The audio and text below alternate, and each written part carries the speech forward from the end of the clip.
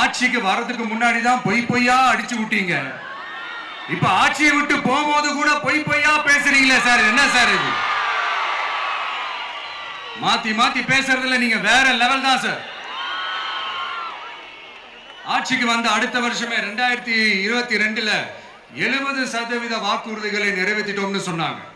அப்புறம் போன வருஷம் 90% வாக்குறுதிகளை நிறைவேற்றிட்டோம்னு சொன்னாங்க. அப்புறம் இந்த வருஷம் 505 வாக்குறுதிகளை 404 வாக்குறுதிகளை நிறைவேற்றிட்டோம். கிட்டத்தட்ட ஒரு 80% வாக்குறுதிகளை நிறைவேற்றிட்டோம்னு சொன்னாங்க.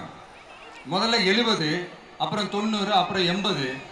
இன்னும் தேர்தல் நெருங்க அது 60, 50, 40, 30, 20ல போய் நிற்கும்னு நினைக்கிறேன். அதையும் அவரே அறிவிப்பாரோ என்னமோ எனக்கு தெரியல.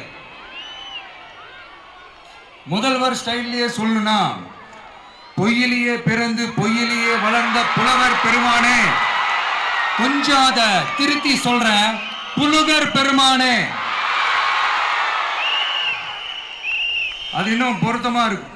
அவருடைய அண்ட புழுகு, ஆகாச புழுகு என்ன தெரியுமா? பெண்களுக்கு பாதுகாப்பு தமிழ்நாட்டில் எங்க போனாலும் கொட்டி கிடக்குதான். அப்படி அது உண்மைனா அண்ணா யூனிவர்சிட்டி அந்த பொண்ணுக்கு ஏன் சார் அப்படி ஒரு கொடுமை நடந்துச்சு? கோவை கல்லூரி பெண்ணுக்கு ஏன் சார் அப்படி ஒரு கொடுமை நடந்துச்சு? பெண் குழந்தைகள் பாதிக்கப்படுறதா கிட்டத்தட்ட 1000க்கும் மேலான போக்சோ கேசுகள் ஏன் சார் பதிவானுச்சு?